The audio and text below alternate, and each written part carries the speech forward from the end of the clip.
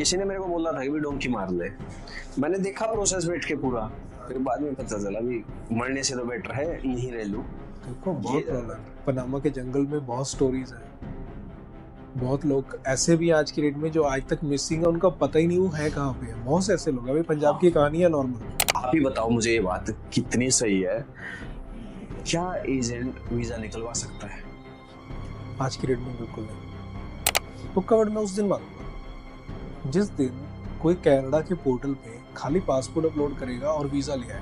तो उसका सबसे पहला रिएक्शन एजेंट वर्ड सुनते यही था कि पैसे खा जाएगा, ठग होते एजेंट, भाग जाएंगे, डॉक्यूमेंट फ्रॉड भी होता है। डॉक्यूमेंट फ्रॉड भी होता है। वो कैसे? कि मेरी अंदर सेटिंग है, तुम्हें बस फी पे करनी है और आफ्टर वीजा रीच पे या जो भी है वो करके आपको हरियाणा पंजाब के भरे हुए मिलेंगे लोग।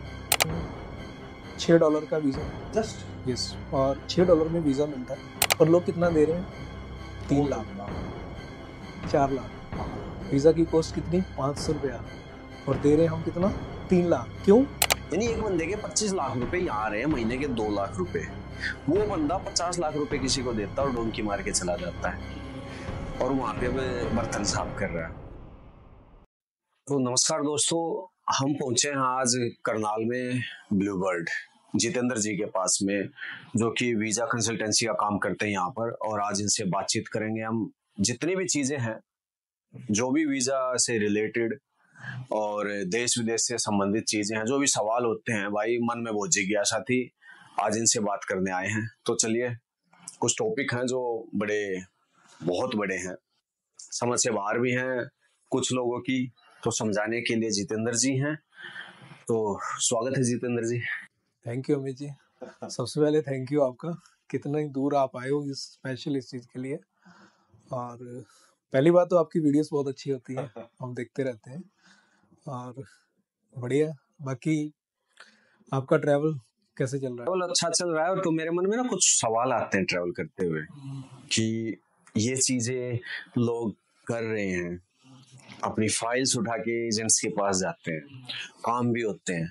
तो मेरे कुछ सवाल है, मुझे आपसे वो पूछने हैं। तो सबसे पहले तो देखो, मैं गांव में जाता हूँ, किसी को स्टडी वीजा लगवाना है। मैंने आज से 10 साल पहले कॉल की किसी को कि भाई मेरे को ना स्टडी वीजा लगवाना है। तो बंदे ने बोला कि एजेंट का नंबर दे देता हूँ, उससे बात कर लेना। अब मैंने यही बात मेरे ताऊ के लड़के को बोले कि उस एजेंट से बात करनी है।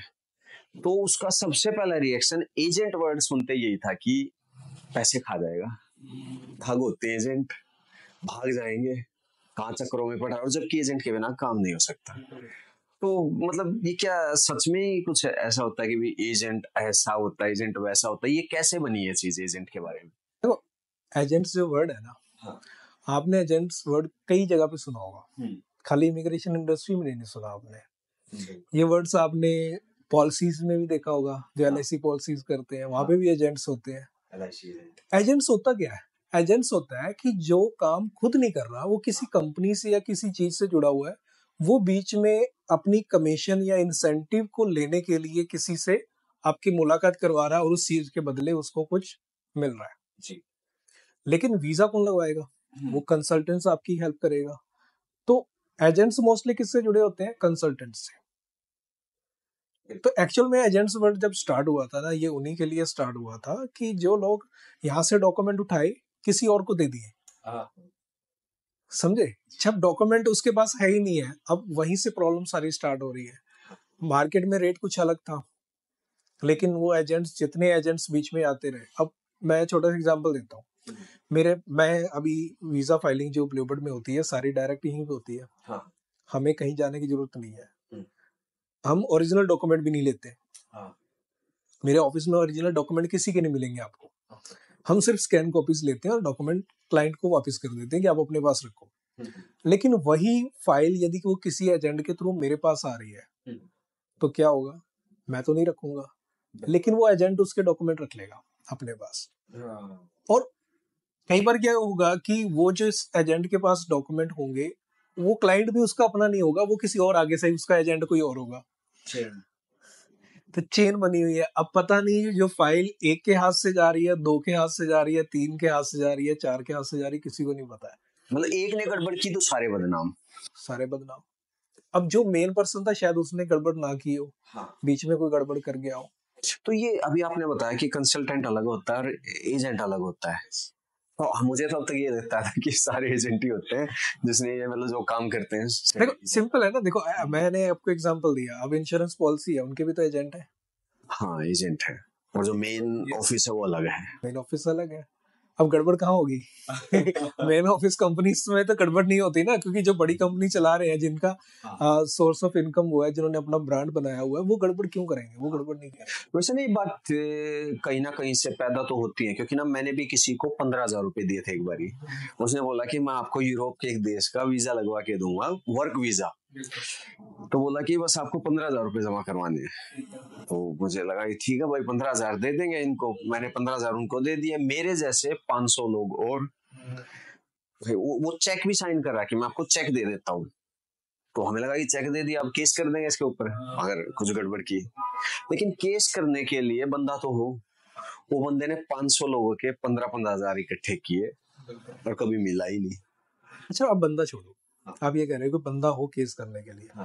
मैं आपको ये कहता हूँ कि आपने 15,000 के लिए केस करना है, तो आप लॉयर हायर करोगे? लॉयर उससे ज्यादा ले जाएगा।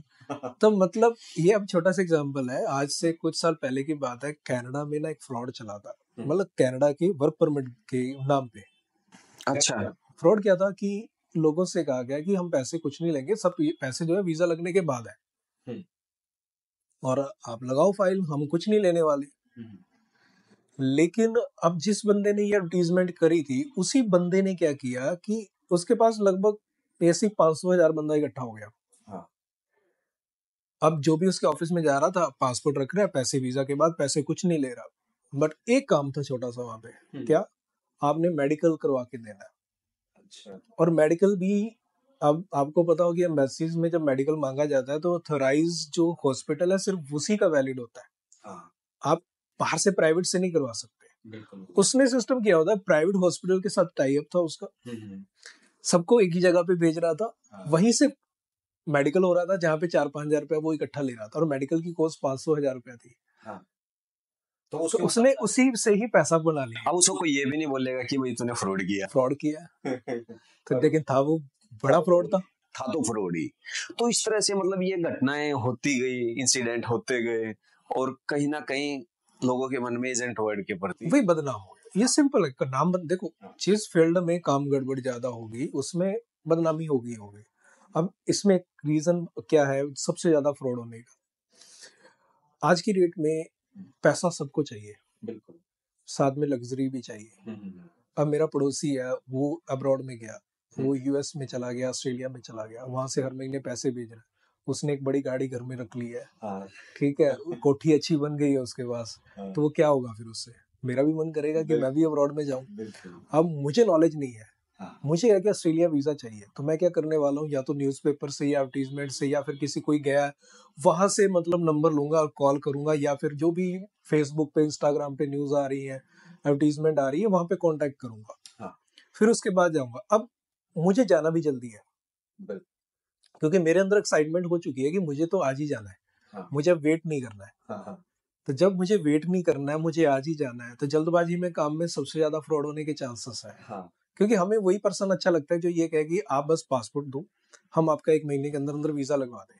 और एक जेन्युइन पर्सन आपको ये कहे कि मुझे पासपोर्ट अकेला नहीं चाहिए, साथ में डॉक्यूमेंट चाहिए। हाँ। बट वीजा भी आपको 2 से 3 महीने के बाद लगेगा, तो वो बंदा भी अच्छा नहीं लगेगा। तो उसकी अच्छी बात भी अच्छी। यस। और जो फ्रॉड करना है वो उसको फिर ऐसी ही अपनी स्कीम लगानी है जिसके अंदर लोग ज्यादा आए और जल्दी विश्वास करें और जल्दी से जल्दी उसको हाथ में पैसा भी है। तो फ्रॉड वहीं से स्टार्ट। अब मेरे को ये बोल दे कि वही आपका वीजा ना अभी लगवा के दे देते हैं, बस आप पासपोर्ट दे जाओ और पैसे बाद में दे देना, तो वो लोग दौड़े दौड़े आएंगे, मैं भी दौड़ा दौड़ा जाऊंगा। और जो मुझे ये बोलेगा कि नहीं यार ऐसे थोड़ी लगता है, तो मुझे ऐसा लगेगा कि यार ये तो लगवा के नहीं देगा, मेरा काम नहीं होगा। और ये जल्दबाजी के चक्कर में फिर कहीं ना कहीं वो बोलते हैं ना कि ट्रैप होता है, ये ट्रैप, उस ट्रैप में हमारा ब्रेन फंस जाता है कहीं ना। तो ट्रैप होती है ऐसे, आप मनी मेकिंग स्कीम्स लगा लो। हाँ। एक रात में पैसा डबल, 1 महीने में पैसा डबल। हाँ। कितने ट्रैप होते हैं। जल्दबाजी वाले, तो वो सारा वहीं से शुरू होता है, ट्रैप होती है ऐसे। तो इस फील्ड में भी है, नो डाउट, बहुत बड़े हैं और बहुत तगड़े तगड़े फ्रॉड होते हैं। तो अभी सिर्फ पैसे को लेके नहीं है, एक फ्रॉड मैं आपको बताता हूँ, डॉक्यूमेंट को लेके है। डॉक्यूमेंट फ्रॉड भी होता है? डॉक्यूमेंट फ्रॉड भी होता है। वो कैसे? आपके पास डॉक्यूमेंट है, आपके पास डॉक्यूमेंट अच्छे थे, आपके पास प्रॉपर बैंक स्टेटमेंट बनी हुई है, ठीक है, आपने बैंक स्टेटमेंट दी है, अपना आधार कार्ड, पैन कार्ड, आपने पासपोर्ट सब दिया हुआ है, आपने फाइल लगाई है ऑस्ट्रेलिया के अंदर, ठीक है, तो आपकी फाइल तो आपको लग रहा है कि ऑस्ट्रेलिया में गई है, लेकिन आपके नाम के साथ मैच करता हुआ पर्सन आ गया, एक और आ गया अमित, वो कह रहा है कि मुझे कनाडा जाना है, पासपोर्ट तो उसका लग गया, लेकिन बैंक स्टेटमेंट से लेके एवरी डॉक्यूमेंट आपके यूज हो रहे हैं, और उसमें एडिटिंग होगी थोड़े लेवल की, वो फोन कर, मतलब उसमें पूरा नहीं होगा, लेकिन थोड़े लेवल की एडिटिंग उसमें भी होगी, तो बाकी भी इंफॉर्मेशन वेरीफाई हो जाएगी। और आप फ्यूचर में जब कनाडा फाइल लगाओगे, आपका वीजा रिजेक्ट हो गया, आ गया, आपको पता ही नहीं है रिजेक्ट क्यों हो रहा है बार बार, और आपके डॉक्यूमेंट लगा के कोई बंदा कनाडा में बैठा हुआ है या वो रिफ्यूजल खा के बैठा हुआ है, तो ये डॉक्यूमेंट फ्रॉड भी होता है, जो मार्केट में होता है और बड़े लेवल पे होता है, जिसके बारे में लोगों को पता नहीं लगता है, ये तो क्योंकि इसका प्रूफ ही नहीं होता है, आपने पैसे नहीं दिया ना, इसका प्रूफ है ही नहीं है। तो ये तो ज्यादा खतरनाक चीज है, वो पैसे वाली चीज से ज्यादा बड़ी चीज, बहुत ज्यादा, क्योंकि फिर तो बंदे का लगना ही नहीं। बिल्कुल, उसमें बहुत प्रॉब्लम्स हैं, और वो बोलेंगे भी नहीं कि आपका इसलिए रिजेक्ट हुआ है। यस, मतलब अब कुछ कंट्रीज तो है बैन लगा के बेचेंगी, अब कुछ कंट्रीज हैं उनके पास भी इतना टाइम नहीं होता है कि वो बैन लगाएं तो इस प्रोसेस के अंदर जाएं, और एक डाउट वर्ड भी तो होता है ना, एम्बेसी वर्ड यूज करती है कि हमें डाउट है आपके डॉक्यूमेंट की ऑथेंटिसिटी पे, शेंगन में फाइल लगती है तो कई बार शेंगन में ये वर्ड यूज होके आया होता है कि आपके डॉक्यूमेंट की ऑथेंटिसिटी पे हमें डाउट है, लेकिन वो साफ नहीं कह रहे कि रियलिटी में ये फ्रॉड है, वो डाउट वर्ड यूज करते हैं, और डाउट में वो निकाल देते हैं। बस डाउट का क्या हाल है, कोई नहीं है, कोई भी किसी पे शक कर सकता है। मतलब इसका बचने का क्या सीन है फिर? बचने का ये सीन है कि जहां से भी आप एप्लीकेशन कर रहे हो, पहले कोशिश करो कि खुद ही करो, सबसे बड़ा, इससे बढ़िया कोई सोल्यूशन नहीं है कि खुद ही कर लो, खुद करो, और यदि खुद नहीं कर पा रहे हो तो एटलीस्ट आपकी चॉइस बढ़िया होनी चाहिए कि जहाँ पे आप जा रहे हो उनका काम करने का तरीका क्या है। मैं एक सिंपल है, आप जाके पूछो कि आप फ्रॉड डॉक्यूमेंट पे काम करते हो कि नहीं करते हैं, मतलब मेरे पास ये डॉक्यूमेंट नहीं, क्या आप बना के दोगे, फ्रॉड डॉक्यूमेंट पे कोई नहीं कहेगा, बट आप ये कह सकते हो कि जा रहे हो कि मेरे पास ये डॉक्यूमेंट की कमी है, तो क्या आप काम कर दोगे, डॉक्यूमेंट अपनी तरफ से लगा दोगे, अगला बंदा कह रहा है कि मैं लगा दूंगा, तो समझ जाओ कि वहां पे हो रहा है काम, तभी तो करेगा। और यदि उनके फ्रंट डेस्क से ही आप ऑनर से भी नहीं मिले हो, लेकिन रिसेप्शन से लेके काउंसलर तक ही आपको मना कर रहे हैं कि आपके फ्रॉड डॉक्यूमेंट पे हम काम नहीं करेंगे, तो मेंस उस ऑफिस में काम नहीं हो रहा होगा। तो ये एक जरिया, एक ये आपको साइकोलॉजिकल, आपको लॉजिकली थोड़ा सा देखना पड़ेगा, यदि आपको अपने डॉक्यूमेंट बचाने हैं, अपना फ्यूचर में वीजा सिक्योर करने हैं। 1% मान लीजिए किसी के साथ हो गया ही, और उसने किसी को डॉक्यूमेंट दे रखे हैं अभी ABCD किसी को भी, तो फिर उसको अब थोड़ा सा सिक्योर रहने की जरूरत है, बहुत ज्यादा ये सिक्योर रहने की जरूरत है, ये चीज, क्योंकि ये हो सकता है आज की डेट में इतनी सामने ना आए, बट फ्यूचर में आ सकती है, क्योंकि ना कहीं हम वीजा लगवाने की दौड़ में बहुत जगह डॉक्यूमेंट देते हैं, बहुत जगह जो भी मांगता है सेंड कर दो मुझे अपने डॉक्यूमेंट। मैक्सिमम मुझे तो ये लगता है कि भी अगर किसी को शेयर ही करना तो एजेंट को पहले पासपोर्ट शेयर कर दो मैक्सिमम, कि भी है मेरे पास पासपोर्ट है। लेकिन ना मेरे पास कई केस ऐसे भी आए हैं जिसमें मुझे बोला है कि भाई मेरे ना घूमने का मन है या फिर स्टडी वीजा लगवाना है, बता दो कोई, बंदों का पासपोर्ट ही नहीं होता है। ये वही रीजन है जो मैंने आपको अभी कहा है कि मेरा पड़ोसी चला गया और मैं सुबह उठ के देख रहा हूँ कि उसने इंस्टाग्राम पे पोस्ट भी डाल दी है ना, वो अभी लंदन ब्रिज पे घूम रहा है और वहां से फोटो आ गई है, तो मेरे अंदर एक एक्साइटमेंट आ गई है कि वो चला गया, मैं क्यों नहीं जा रहा हूँ, तो मेरा पासपोर्ट तो बना ही नहीं है अभी, लेकिन कॉलिंग मेरी स्टार्ट है, तो मुझे अभी क्विक वाला पर्सन चाहिए। मैं आपको एक कहानी बताता हूँ इस चीज पे, ये 2011 की बात है, तब तो इतना ज्यादा हम लोगों का पता भी नहीं होता था। मेरा एक दोस्त मेरे को ले गया कि न्यूजीलैंड का वीजा लगवाता है एक बंदा कुरुक्षेत्र में, वहां चलते हैं। हम तैयार होके पहुंच गए, जाने में टाइम भी लगा और बंदे से बात भी कर ली। इन द एंड जब पूछ लिया कितने रुपए लगेंगे, क्या प्रोसेस है, कितने आइल्स में बैंड आएंगे, तो इन द एंड पता चला, मतलब बंदे ने पूछा जो कंसल्टेंट था, पासपोर्ट है आपके पास? ना उसके पास ना मेरे पास मतलब ऐसे ही निकल गए थे। तो ये दिल में ना एक ग्लैमर होता है कि भी ग्लैमर है उधर, या फिर यहाँ से अच्छी बेटर लाइफ है, तो एक्साइटमेंट में भी हम कर देते हैं ये चीजें। मोस्टली ये चीजें एक्साइटमेंट में होती है, नॉलेज के बिना होती है। बट अभी टाइम बहुत चेंज हो गया। जैसे आपने अभी 2011 की बात बताई है ना, 2011 में सोशल मीडिया पे इतने एक्टिव लोग नहीं थे। कहाँ था उस टाइम पे? आई थिंक व्हाट्सएप भी उतना एक्टिव नहीं हुआ था उस टाइम पे। और ये शुरू ही किया था फेसबुक 2010 के आसपास, या उस टाइम थोड़ा एक्टिव होना शुरू हुआ था। तो यूट्यूब पे भी इतना इन्फॉर्मेशन नहीं होती थी उस टाइम। कहाँ होती थी? इन्फॉर्मेशन नहीं थी लोगों के पास। बट आज का टाइम चेंज हो गया। लेकिन आज भी यदि हम इस चीजों में फंस रहे हैं तो हमें सोचना पड़ेगा हम अभी भी क्यों फंस रहे हैं। तो अभी तो बहुत चीजें अवेयर हो रही है। और एक्साइटमेंट का सीन ये भी है कि इसी एक्साइटमेंट के चक्कर में लोग कितना भी पैसा देने को रेडी है, कितना भी पैसा। आप ये बोल दो कि 25 लाख दे दो, कल वीजा मिल जाएगा, कनाडा भेज दूंगा, तो वो दे देंगे। और इसमें शायद ये भी रहता हुआ कि देखो आप ही बताओ मुझे ये बात कितनी सही है, क्या एजेंट वीजा निकलवा सकता है? आज की डेट में बिल्कुल नहीं। सब चीजें चेंज हो गई हैं। अच्छा मेरा एक सिंपल सा यहाँ पे एक आंसर है। मैं एग्जांपल दूंगा। अभी आपको कनाडा का ले लो, चाहे आप इसे ऑस्ट्रेलिया में इम्प्लीमेंट कर देना, चाहे आप इसको न्यूजीलैंड में इम्प्लीमेंट कर देना, मोस्टली कंट्री की एप्लीकेशन ऑनलाइन है। आपके पास लैपटॉप है, लैपटॉप पे आपने इमिग्रेशन की वेबसाइट पे जाके आप चाहे खुद फाइल लगा रहे हो चाहे आपका एजेंट लगा रहा है ना, तो फाइल जो लगाने वाला पर्सन है उसके पास तो वही लैपटॉप है। हाँ बिल्कुल, वही लॉगिन आईडी होंगी, वो जाके वहां अपलोड करेगा।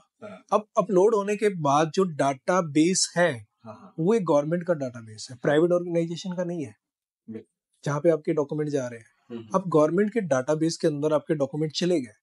अब आपको वीजा ऑफिसर कौन सा असाइन होगा ये कौन जानता है? रैंडम है, रैंडम है। आप एक छोटी सी चीज लो, हम इंडिया में बैठे हैं, हम इंडिया के एक इंटरनल डाटा जो होता है, चाहे वो आधार कार्ड का इंटरनल डाटा है, चाहे किसी भी छोटे मोटे आप ड्राइविंग लाइसेंस का ले लो, क्या आप डाटा चेंज करवाने की हैसियत कितने लोग रखते हो?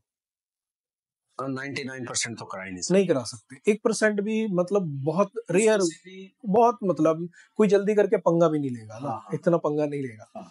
तो आप उन कंट्रीज के बारे में बात कर रहे हो जहाँ का सिस्टम बहुत एडवांस है, गवर्नमेंट बहुत ईमानदार है, लोग सिस्टम बड़ा हाई लेवल पे है। मतलब वहाँ का जो सिक्योरिटी सिस्टम होता है कि आप गलत लॉगिन भी कर दोगे या गलत फोल्डर में भी जाओगे तो आपके स्क्रीनशॉट जाने वाले हैं आगे हाई लेवल पे। तो मतलब इतना बड़ा सिस्टम जहाँ पे पता ही नहीं है वीजा ऑफिसर कौन होगा मेरी फाइल जो असेस करेगा। अब मुझे पता ही नहीं मेरे क्लाइंट की फाइल असेस कौन करने वाला है, तो मैं सेटिंग किसके साथ करूंगा? क्या मेरी इतनी मतलब एक कंसल्टेंट की या एक एजेंट की इतनी हैसियत हो सकती है कि वो जाके अब कनाडा के पीएम ट्रूडो के साथ सेटिंग कर ले? तो वैसी पॉसिबिलिटीज होने के चांस ही नहीं है। तुक्का मार के 20 लाख कमा रहे हैं ऑब्वियसली कि भाई चलो 100 फाइल हैं, 2 की लग गई, पैसे पूरे। बहुत तगड़ा गेम है, आप खेल सकते हो। हाँ, कोई भी खेल ले इसको, तो कोई आप खेल लो, सिंपल है। आपने आस पड़ोस से 20 फाइलें इकट्ठी कर लो, ठीक है। एक फाइल को प्रोसेस करने में यदि आपको प्रोसेस करनी आती है, कनाडा की एम्बेसी फीस और बायोमेट्रिक फीस जाती है मैक्सिमम 13,500-14,000, वो डॉलर के रेट के अकॉर्डिंग 13,500-14,000 रुपया आपने पे कर दिया। 20 फाइल आपने उठा ली और आप खुद फाइलिंग कर रहे हो तो कितनी कॉस्ट आएगी? लगभग 2,80,000 रुपया मैक्सिमम। अगर हम किसी को रख भी रहे हैं तो 3 लाख। आप किसी को रख के फाइलें सबमिट कर रहे हो या किसी को पे कर रहे हो, मैक्सिमम 5 लाख रुपए। इतना मैं कह देता हूँ। 5 लाख आपने लगाया 20 फाइलों पे। मैं मिनिमम टू मिनिमम कहता हूँ कि फाइल लगाने वाले ने भी सही तरीके से फाइल नहीं लगाई तो उसको 3 वीजा तो मिलेंगे। और आप 20 लाख का रेट की बात कर रहे हो, 3 वीजा 60 लाख के हो गए। ठीक है, से फिर लगा देगा। लगाया कितना? 5 लाख रुपया मैक्सिमम। ये इनकम 55 लाख रुपया। इससे बढ़िया बिजनेस क्या होगा? एक साथ ही, एक साथ मैं कह रहा हूँ आप कर सकते हो। हाँ, और यही चीज हो रही है। गैम्बलिंग है एक तरह की, बहुत तगड़ी, जिसमें लोग कि हाँ मेरा नंबर आएगा, यस, ये बंदा दिला के रहेगा मेरे को वीजा। उनको ये लगता है कि ये एम्बेसी में यही बैठा हुआ है, एजेंट ही वैसे बैठता है। बट इसमें देखो जो फाइल लगाने वाला है, जो ठेका करने वाला है, उसका लॉस कितना है? 5 लाख का। बट क्लाइंट का कितना लॉस हुआ? थोड़ा ही नहीं, ज्यादा, बहुत ज्यादा। अच्छा, नहीं मुझे ऐसा लगा है क्लाइंट की भी मेरे तो 14-15 हजार गए हैं। वो ये आपकी वाली बात है, 14-15 हजार। आप पैसे का लॉस मत देखो ना, पैसे का लॉस क्यों देख रहे हो? अच्छा, 15,000 तो आज लगाएगा, कल भूल जाएगा बंदा। आज हमारा गलत खर्चा हो जाता है रात, मतलब हमने बैठे हैं कहीं पे 15,000 20,000 हमने खर्चा कर दिया, हाँ तो 2-3 दिन में तो हम भूल जाते हैं, बिल्कुल हमारे माइंड में होता ही नहीं है।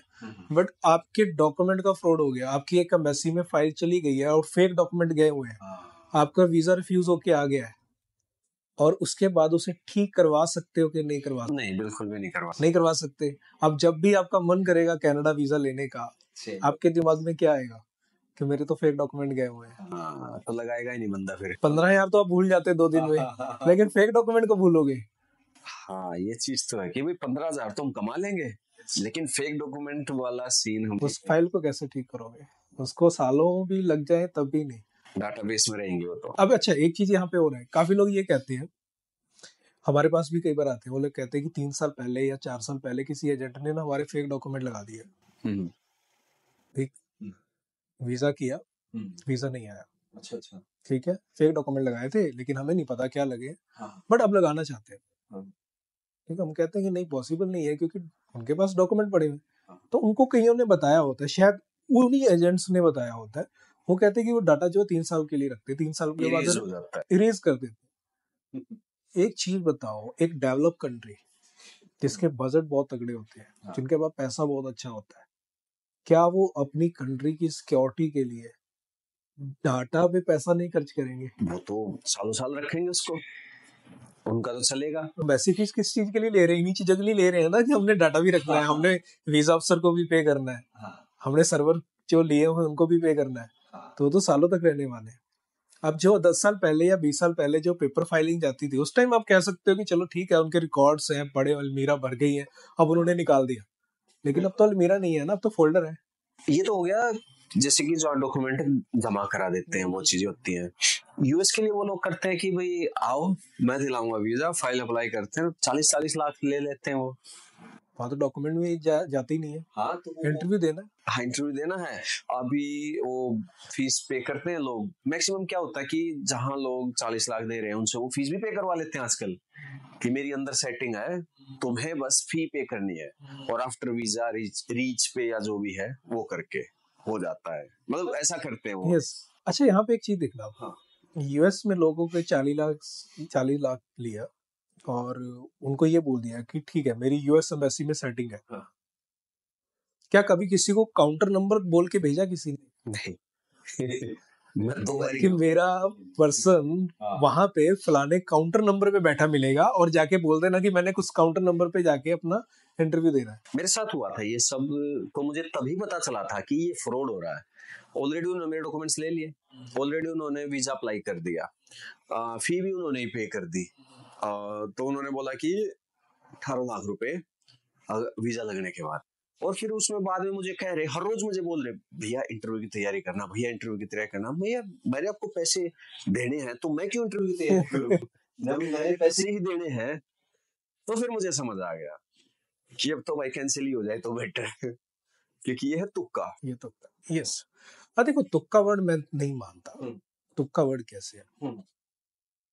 तुक्का वर्ड मैं उस दिन मानूंगा जिस दिन कोई कनाडा के पोर्टल पे खाली पासपोर्ट अपलोड करेगा और वीजा ले आएगा, हाँ तब तुक्का, मैं उसको तुक्का मानूंगा। तो ये बिजनेस ही कह लेते हैं कि वे ऐसा बिजनेस प्ले कर रहे हैं कि कोई फाइल तो एक्सेप्ट होगी। वही है, अब कुछ डॉक्यूमेंट लगाएंगे तभी होगी ना। मान लो 20 फाइलें, आपको मैंने अभी एग्जांपल दिया, आप 20 फाइलों में डॉक्यूमेंट ही मत लगाओ, 20 लगा दो तो 20 का कोई भी वीजा नहीं आएगा, तुक्का भी नहीं लगेगा वहां पे। तुक्का भी तब लगेगा ना जब आपने डॉक्यूमेंट सबमिट किए और अच्छे कुछ डॉक्यूमेंट सबमिट किए हुए हैं, वो उसके अकॉर्डिंग बनी हुई है फाइल।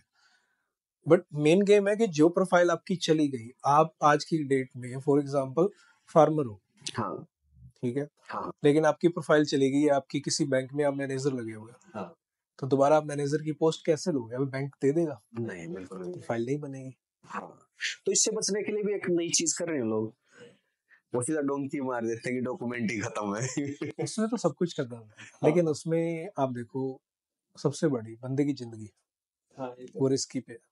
कहाँ कहाँ डोंकी मार रहे हैं लोग आजकल, मतलब कोई बोलता है सर्बिया मार रहे हैं, सर्बिया क्यों जाते हैं, आर्मेनिया क्यों जाते हैं, और इसके बाद तो सबसे बड़ी वो यूएस है ही, जिसमें लाखों लोग अभी बाढ़ की तरह गए हैं। भैया, हमने कंट्रीज खत्म कर दी है, मैं एक छोटा सा एग्जांपल देता हूँ। अभी आप हांगकांग की इमिग्रेशन की साइट पे चले जाओ, जी। आपको हांगकांग में एंट्री लेनी है, तो एंट्री लेने के लिए आपके पास एक अप्रूवल होनी चाहिए जिसे बोलते हैं PAR अप्रूवल। PAR अप्रूवल, ये अप्रूवल चाहिए होती है। जी। आप उसकी वेबसाइट पे जाओ और फ्री है, इसकी कॉस्ट नहीं होती है, अप्रूवल की कोई कॉस्ट नहीं होती है, फ्री होती है। बड़ी सिंपल, आप लॉग इन करो, अपनी डिटेल्स फिल करो, पासपोर्ट आपको अपलोड करना है और आपको विद इन सेकेंड और कुछ मिनट के अंदर आपको अप्रूवल मिल सकती है। जी। लेकिन जैसे ही आप वहां पे ये पॉइंट लिख के डालोगे कि आपका पासपोर्ट हरियाणा और पंजाब का है, चाहे आपके पास यूएस वीजा है, हाँ। अब यूएस वीजा की वैल्यू हम बहुत अच्छी मानते हैं, चाहे आपके पास कनाडा ट्रैवल हो आप, हाँ। लेकिन आपने डाल दिया कि मेरा पासपोर्ट हरियाणा इशू है, तो आपको वीजा नहीं मिलेगा, आपके अप्रूवल ही नहीं है। इशू इन द मीन जो उसके अंदर issued by Delhi, issued by Chandigarh वो लिखा होता है, जैसे कि मेरा इशूड बाय दिल्ली है। हाँ, तो कोई डिफरेंस रहेगा उसमें? हाँ, उसमें एक बेनिफिट आपको हो सकता है, लेकिन जब आप इमिग्रेशन क्रॉस करोगे तो आपका रेजिडेंस एड्रेस जो है फिर हरियाणा का रहेगा। हाँ, वो हरियाणा का रहता है। तो आपको PR तो मिल जाएगी, वो ये PR नहीं है, PAR है। PAR। हाँ, तो आपको वो तो मिल जाएगी, लेकिन जब आप फ्लाई करोगे तो आपका रेजिडेंशियल एड्रेस तो फिर हरियाणा का आने वाला है। तो मतलब क्या होता है अगर कोई हरियाणा पंजाब से हो? यही जो आपने बताया कि डोंकी मार रहे हैं। अच्छा, तो वो उसको एंटर ही नहीं करने देते? यस, क्योंकि हमारी इमेज थोड़ी ऐसी चली गई ना वहाँ पे। अब सर्बिया बड़ा इजी था, वीजा फ्री था इंडिया के लिए, बिल्कुल था, आसानी से लेकिन जा। आज नहीं है। हम जैसों को दिक्कत हो रही है आज क्यों नहीं है? डोंकर। यस, प्रेशर किसने डाला? शेंगन ने, जहाँ पे जा रहे थे। हाँ भाई, तुम्हारे देश से खुद क्या यस, तो उन पे प्रेशर था, उन्होंने क्लोज किया। और आज की डेट में आप आर्मीनिया चले जाओ, आपको हरियाणा पंजाब के भरे हुए मिलेंगे लोग, और वीजा कॉस्ट क्या है? आर्मीनिया का आपने वीजा लेना हो, कॉस्ट क्या आती है? 4-5 हजार रुपए। 21 आई थिंक $6 का वीजा, जस्ट। यस, और $6 में वीजा मिलता है और आपको हफ्ते 10 दिन का मिलता है, लगभग इतना ही है। हाँ। ठीक है, और $6 का वीजा है सिर्फ वो, और लोग कितना दे रहे हैं? 3 लाख, 4 लाख। वीजा की कॉस्ट कितनी? 500 रुपया, और दे रहे हैं हम कितना? 3 लाख। क्यों? हमें यहाँ पे बोल दिया कि आर्मीनिया चले जाओ, वहां से आपकी डोंकी लगेगी, आप शेंगन में घुस जाओगे। तो खुद ही चले जाओ। लेकिन जो लेके भी गए वहीं बैठे 6-6 महीने से, 3 लाख कमा लिया जिसने। और इनकी वजह से जैसे कि मैं घूमने जाऊंगा तो मेरे को पकड़ के बिठाएंगे वो। बिल्कुल, क्वेश्चनिंग ज्यादा होगी आपसे। मैं अजरबैजान में था, सॉरी अजरबैजान जा रहा था मैं कजाकिस्तान से, तो वो डोंकी रूट था उस टाइम पे, $100 लेके छोड़ा मुझे।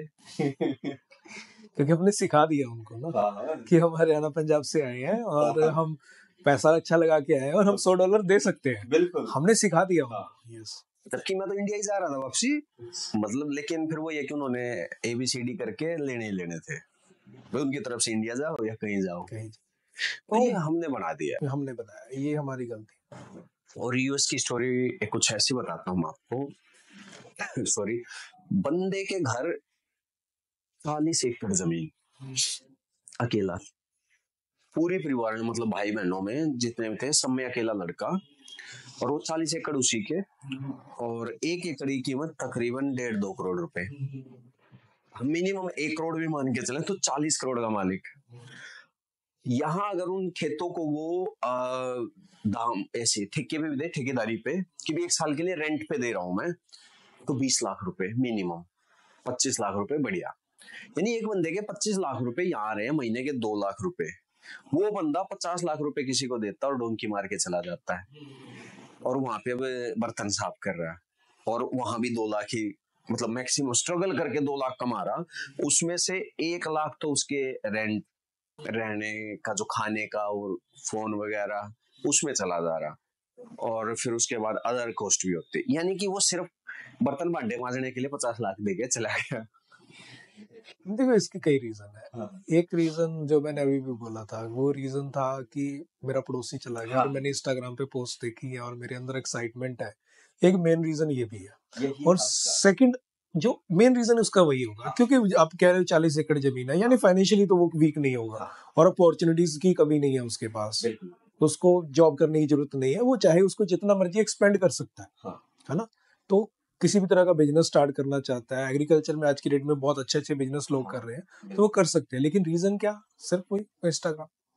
अब बट कुछ लोगों की मजबूरी भी है, वो मजबूरी होती है। जिनके पास नहीं है, सोर्सेस नहीं है और जॉब नहीं मिल रही है, अनएम्प्लॉयमेंट है, तो कई रीजन उसके भी रिस्क भी रीजन होते हैं रियल लाइफ में। तो लोग कई बार इस तरीके से भी चूज करते हैं। बट मेनली ऐसा रूट चूज करना और इतना पैसा देना, पहले एक चीज और, फाइनेंशियल प्रॉब्लम होंगी तो डॉक्टर को वो 50 लाख भी नहीं देगा। वही तो भाई, आपके पास कहीं से तो लेके ही आया होगा, चाहे वो जमीन बेच के लाया होगा, लेकिन लेके तो आया होगा। क्योंकि ऐसे तो कोई देता नहीं 40 लाख, और वो 40 लाख तो कहने के 50 तक कॉस्ट आ जाती है। उसके बाद बॉन्ड भी तो भरने हैं। हाँ, इन द एंड एक बार बॉन्ड भी भरना पड़ेगा आपको, 20-30 लाख वो भी भरना पड़ेगा। किसी ने मेरे को बोला था कि भी डोंकी मार ले, मैंने देखा प्रोसेस बैठ के पूरा, फिर बाद में पता चला भी मरने से तो बेटर है यहीं रह लूं। देखो बहुत प्रॉब्लम, पनामा के जंगल में बहुत स्टोरीज है, बहुत लोग ऐसे भी आज की डेट में जो आज तक मिसिंग है, उनका पता ही नहीं वो है कहाँ पे है। बहुत से ऐसे लोग, अभी पंजाब की कहानी है नॉर्मल, 30 लोग एक साथ। अभी क्योंकि जो पहुंच जाते हैं उनकी स्टोरीज होती हैं, लेकिन जो नहीं पहुंच पाए उनकी स्टोरीज भी होना जरूरी है। हाँ, जो नहीं पहुंच पाए उनको ये दबा देते हैं ताकि उनका पता चल जाए तो यहाँ से कौन जाएगा। यस, तो स्टोरीज उनकी भी होनी चाहिए कि जो नहीं पहुंच पाए उनका क्या हुआ, कहाँ गए वो लोग।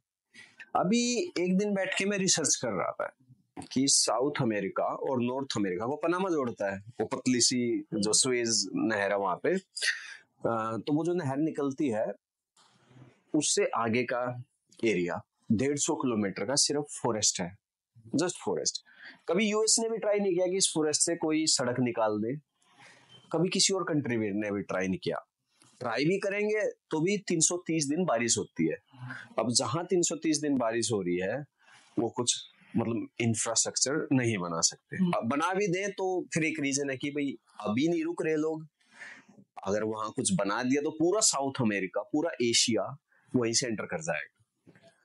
बिल्कुल, उसके कई पॉलिटिकल रीजन भी हो सकते हैं। हाँ बिल्कुल हो सकते हैं, क्योंकि वो आपस में बॉन्डिंग, ये चीजें, चलो उस चीजों की मुझे नॉलेज नहीं है तो मैं उसके बारे में, बट एक चीज और भी है उस एरिया में, आपने देखा हो एक देश है कोलंबिया, कोलंबिया, हाँ साउथ अमेरिकन है ना, तो नशे की खान है वो, बिल्कुल बिल्कुल ड्रग है ना, ड्रग। तो कितना ड्रग्स है। अभी शायद ये रूट बन जाए, मुझे नॉलेज नहीं है पॉलिटिकल की, बट मैं कह रहा हूँ कि यदि वो रोड बन जाए, हो सकता है कि वो ड्रग्स बड़े इजीली इधर अमेरिका की साइड में चले जाए, तो ये भी एक रीजन हो सकता है। 50 दिन लग रहे हैं और एक ही दिन लग रहा, आप 50 गुना कर दोगे अपनी जो सिस्टम है उसको।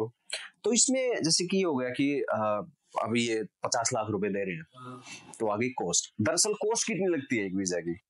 वीजा की कॉस्ट, मैंने अभी आपको एग्जांपल दिया था, कनाडा का वीजा 13,500-14,000 रुपया, आपको खुद फाइलिंग आती है, यही कॉस्ट है, इसके अलावा कॉस्ट ही नहीं है। आप ऑस्ट्रेलिया का वीजा लेते हो 12-13 हजार कॉस्ट है, एम्बेसी फीस जो जानी है। चलो मैं आपको देता हूँ वीजा, आप एक एथिकल कंसल्टेंट हैं, देखो वैसे तो बैठे हैं 15 लाख 20 लाख, वो उनका अपना कोई सिस्टम होगा या वो जो भी बोलेंगे वो तो लेंगे, और देने वाले देंगे। लेकिन जैसे कि आप मेरे लिए काम कर रहे हो, आप अपना टाइम भी दे रहे हो, कि हर किसी को तो नहीं होती नॉलेज। भाई मेरे को पता है वीजा कैसे लगाना, लेकिन दूसरा बंदा सोचता मैं नहीं लेता भाई ये भड़क। आपको वो पैसे दे दे, आपको वो और आपके चार्जेस दे दे, तो वो कितने तक हो जाते हैं? जैसे कि 15,000 हमने मान लिया, अभी वीजा कॉस्ट होगी, एम्बेसी कॉस्ट, हाँ एम्बेसी कॉस्ट वो कंट्री वाइज हर की एम्बेसी फीस अलग हो सकती है, वो 7-8 हजार भी आ सकती है, 10-15 तक भी जा सकती है, 20 भी हो सकती है, 20 भी हो सकती है, वो डिपेंड करता है आप कहाँ अप्लाई कर रहे हो। और अभी आपका जो क्वेश्चन है कि हम क्या चार्ज करते हैं, हमारी कैलकुलेशन यही है कि जो मेरे पास टीम काम कर रही है, अच्छा ठीक है, उनको हमने सैलरीज देनी है, बाकी अदर एक्सपेंस है, ये कैलकुलेशन करके जो हमने अमाउंट बनाई हुई है कि हाँ इतना अमाउंट आएगा तो हम अपने ऑफिस जो ऑर्गेनाइजेशन को चलाना है, सबको एक सैलरीज भी जानी है और एक सिस्टम बनना है, उसके अकॉर्डिंग हमने जो सर्विस चार्ज रखा हुआ है मैक्सिमम, मैक्सिमम, क्योंकि कभी कुछ में कम भी होगा तो ज्यादा नहीं होगा इससे, लेकिन वो है 15,000 रुपया। अच्छा अच्छा अच्छा, ठीक, मतलब कि मोटा मोटा अगर हम महंगे से महंगी कंट्री में जाए तो 35-40 हजार में बंदा। 15,000 आपने हमारे सर्विस चार्ज दिए, कनाडा में आपने एम्बेसी फीस दी 13,500-14,000, यानी आपका 30,000 से कम में आपको कनाडा वीजा मिल गया, यदि आपको फाइल खुद नहीं करनी आती, और खुद करनी आती तो 15,000 है फिर तो हाँ, वो अगर किसी की हेल्प लें हाँ तो ये 30,000 तक ही जाता है, बिल्कुल यही जाएगा। मर्जी आप 12,30,000 दो या 30,000 दो। बिल्कुल। अब क्योंकि डॉक्यूमेंट तो मेन डॉक्यूमेंट क्या रहता है? Main main salary. डॉक्यूमेंट देखो एक सिंपल है। हाँ। वीजा ऑफिसर को क्या चाहिए? अब मैं वीजा अपना अप्लाई करने जा रहा हूँ, वीजा ऑफिसर देखेगा, क्या देखेगा? वो सबसे पहले ये देखेगा कि जिस पर्सन को मैं वीजा दे रहा हूँ और ये घूमने आ रहा है, क्या ये मेरी कंट्री में आने के बाद वापस जाएगा कि नहीं जाएगा। हाँ। क्वेश्चन वहां पे एक ही है सिंपल, कि जिसको हम वीजा दे रहे हैं ये रिटर्न बैक करेगा कि नहीं करेगा। क्वेश्चन मार्क यही है। अब रिटर्न बैक करने के रीजन क्या है बंदे के पास? सबसे बड़ा रीजन होता है उसकी फैमिली टाइज। यस, कि उसकी फैमिली टाइज किससे है। सेकंड रीजन उसका बनता है जो सबसे ज्यादा स्ट्रांग है और सबसे ज्यादा काम करता है, वो है कि वो महीने में कमा कितना रहा है। क्योंकि जो अच्छा कमा रहा होगा वो अपनी जॉब को इतनी जल्दी छोड़ के नहीं जाता, इतनी जल्दी रिस्क नहीं लेता है। बिल्कुल। कहीं दूसरी कंट्री में जाके आपको सेटल होना है, दोबारा से जॉब ढूंढनी है, दोबारा से अपना सब स्टार्टअप करना है, क्योंकि यहाँ तो आपके पास घर है अपना। बिल्कुल सही। ठीक है, और आपको सस्ती में चीजें मिल रही हैं, लेकिन वहां पे ऐसा नहीं होने वाला। आपको रेंट भरने हैं। हाँ। महीने के 1-1 लाख रुपए रेंट आ रहा है। हाँ। आपकी फैमिली साथ में रह रही है तो आपके महीने के 2-2 2.5 लाख खर्चे ही हैं। बिल्कुल। तो आपकी एक अच्छी एवरेज में सैलरी होगी तभी आप मूव करोगे, अदरवाइज नहीं करोगे। हाँ। और जो अच्छी सैलरी इंडिया में ले रहा है और जिसका इनकम प्रूफ अच्छे हैं और उसके पास कुछ फंड्स पड़े हुए हैं ऑलरेडी, सेविंग्स है और फैमिली टाइज है, बस वीजा मिल गया। यही है मेन, कि आपके इनकम प्रूफ, फंड्स और आपकी फैमिलीज। हाँ, जिसका ये है कि वो फिर अप्लाई कर सकता है। बस ये चीजें हैं तो वो कर सकते हैं, इसके अलावा कोई एक्स्ट्रा कुछ डिमांड ऐसी नहीं होती है। और फिर भी मेरा तो ये मानना है कि खुद से ही ट्राई कर लो या किसी Yes. एथिकल जो कंसल्टेंट होते हैं उससे Yes. ट्राई करा लो कि 1% कई बार आपका 3 में से 1 डॉक्यूमेंट ना भी हो तो डुप्लीकेट ना लगा के, गलत ना लगा के उस चीज को खाली ही छोड़ दो कि भी नहीं है मेरे पास। अब मैं छोटा सा एग्जांपल देता हूँ। अब मैक्सिमम लोग क्या करते हैं कि फाइलिंग के अंदर सीए रिपोर्ट लगाते हैं। अच्छा। भी चार्टर्ड अकाउंटेंट जो होते हैं वो एक डॉक्यूमेंट तैयार करेंगे, अपना सर्टिफाइड करके देंगे। हाँ। कि इस पर्सन के पास इंडिया में इतनी प्रॉपर्टी है, उसकी वैल्यू कितनी है। तो ये डॉक्यूमेंट साथ में लगाते हैं अपनी फाइलिंग में, लेकिन रियलिटी में किसी भी एम्बेसी में इसकी जरूरत नहीं होती है। अच्छा, कोई जरूरत नहीं होती, जरूरत नहीं है इसकी। एक्स्ट्रा खर्च है बस ये एक्स्ट्रा खर्च है। बट मैं फिर भी हम कई बार किसी फाइल में लगवाते हैं। जो मैंने आपको बताया कि उसकी फाइनेंशियल इंडिया में सिचुएशन क्या है, ये प्रूफ करने के लिए आपको कुछ डॉक्यूमेंट चाहिए होंगे, वो लगाते हैं। लेकिन अब किसी के पास है ही नहीं है, अब वो डुप्लीकेट क्यों लगाए? मत लगाओ। नहीं है तो मत लगाओ। मेन आंसर ये है कि मत लगाओ उस चीज को। डॉक्यूमेंट वो लगाओ जो आपके पास है। और जैसे कि अभी कनाडा का क्रेज चला था तो लोग कनाडा से कूद के अमेरिका जा रहे, तो वहीं से टैक्सी करते और वहीं पहुंच रहे। तो वो जैसे कि पहले तो ये था कि उधर से मैक्सिको से वहां से आप अरेस्ट हो जाओ, पुलिस जो प्रोसेस करेगी आपको छोड़ देगी। शायद इधर ऐसा नहीं होता। ऐसा इधर इधर इधर भी ऐसा ही है। ऐसा ही है कि आप एंटर हो रहे हो, एंटर होने के बाद लोग क्या कर रहे हैं कि खुद पुलिस के सामने पेश हो रहे हैं, सरेंडर करना एक तरीके का कि मुझे अभी यहाँ पे असाइलम चाहिए। ये एक मेन रीजन है। और अब असाइलम क्यों चाहिए? कनाडा से उधर जाने का रीजन क्या हुआ? कनाडा भी एक बेटर कंट्री है इन द सेंस। लेकिन मैक्सिमम लोग कौन गए? मैक्सिमम वो लोग गए जो पहले से ही फेक डॉक्यूमेंट लगा के कनाडा में गए थे और उनको दिख रहा था कि अब हमारे यहाँ पीआर तो होनी नहीं, क्योंकि डॉक्यूमेंट पहले ही गलत है और उनको पता ही नहीं है डॉक्यूमेंट क्या लगे हुए हैं। पहले 20-30 लाख रुपए यहाँ पे देके गए हैं वीजा के लिए, और अब उनको वहां पे रास्ता दिख नहीं रहा कि साइलम तो लगा दी, लेकिन हम पहले ही फ्रॉड करके आ रहे हैं कंट्री के साथ, तो कल को पीआर लेने में दिक्कत होगी, मिलेगी। यस। तो वो इसलिए उधर ज्यादा मूव हुए हैं। और जैसे कि इंडिया से जाते हैं लोग, डायरेक्टली वीजा लिया, पहुंच गए, 5 दिन 2 दिन रुके वहां, 3 दिन 4 दिन जो भी रुके, फिर कनाडा से अमेरिका चले गए। ये मतलब सक्सेसफुल होता है या नहीं होता? देते हैं असाइलम ऐसे कनाडा वाले नहीं, यूएस वाले यूएस वाले देते हैं। हाँ देते हैं, असाइलम देते हैं। और कनाडा वाले भी देते हैं। देखो असाइलम देना एक अलग चीज है। अभी आप साउथ कोरिया में जाते हो, साउथ कोरिया भी असाइलम देगा, मतलब जो भी जाता है वो असाइलम ले लेता है, असाइलम देगा। क्योंकि काफी कंट्रीज हैं जो यहाँ पे ह्यूमन राइट्स को लेके काफी ज्यादा एक्टिव रहती है। उनको रहता है कि हमारे पास कोई इंसान आ रहा है और वो ये कहता है कि मुझे अपने देश में खतरा है, तो वो पहले उसकी बात जरूर सुनेंगे कि कहीं सच में खतरा तो नहीं है। लेकिन जब नंबर ऑफ ऐसे पर्सन बढ़ जाते हैं, फिर उनको डाउट्स होते हैं, फिर वो स्ट्रिक्ट होते हैं उस मामले में हाँ कि खतरा नहीं है, लेकिन इन लोगों ने ये चीज बनाई हुई है जस्ट सेटलमेंट के लिए। हाँ तो फिर मिसयूज जाके उस चीजों पे स्ट्रिक्ट एक्शन होते हैं। जैसे साउथ कोरिया वीजा उतने नहीं देता है इंडियंस को। मैं इंडियंस की नहीं कहूंगा, मैं स्पेशली हरियाणा पंजाब की कहूंगा कि अब साउथ कोरिया वाले इतना वीजा इशू नहीं करते हैं। रीजन यहाँ पे जाके सब असाइलम डाल रहे हैं। बट यहाँ पे एक चीज मैं आपको और इन्फॉर्म करता हूँ, काफी लोगों को इस चीज के बारे में पता नहीं है और ये नई चीजें हैं। आपने रवांडा बिल के बारे में सुना है? रवांडा बिल नहीं, ये एक नया टॉपिक आने वाले टाइम में आने वाला है। ये क्या चीज है? ये रवांडा बिल अभी जब यूके की प्रीवियस गवर्नमेंट थी, हाँ जो सुनक वहां पे प्राइम मिनिस्टर थे, हाँ उन्होंने ये बिल रखा था अच्छा कि एक बिल पास करना चाह रहे थे वो अपनी संसद में। उन्होंने टाई अप किया था रवांडा के साथ अच्छा कि हमारे देश में जो लोग असाइलम के लिए आएंगे, हाँ जो ये कहते हैं कि हमें अपने देश में खतरा है, हम उसे अपने देश में नहीं रखेंगे, अच्छा उनको हम एंट्री देंगे, एंट्री के बाद उनको मूव करेंगे रवांडा में, और रवांडा को यूके पे करेगा उन लोगों के खर्चे के लिए। अच्छा, क्योंकि रवांडा के पास पैसा नहीं है, उनको पैसा चाहिए, और इनके लिए चीपर हो जाएगा फिर। इनके लिए वो चिपर हो जाएगा कम खर्चे में। क्योंकि वहां पे आप असाइलम पे कोई आया रखना है, उसको पैसा ज्यादा देना पड़ेगा, खाने पीने के लिए ज्यादा खर्चा आएगा। तो ये कंट्रीज ने रास्ता निकालना शुरू किया। ये तो बड़ा अच्छी तरकीब थी। ये खतरनाक है चीज उन लोगों के लिए, क्योंकि जो लोग असाइलम पे चले गए हैं और वहां पे उनको पीआर नहीं हो रही है, कल को रवांडा बिल वहां पे इम्प्लीमेंट हो जाता है, तो उनको पास दो ही रास्ते हैं, या तो अपने देश में वापस आओ या फिर रवांडा में जाओ।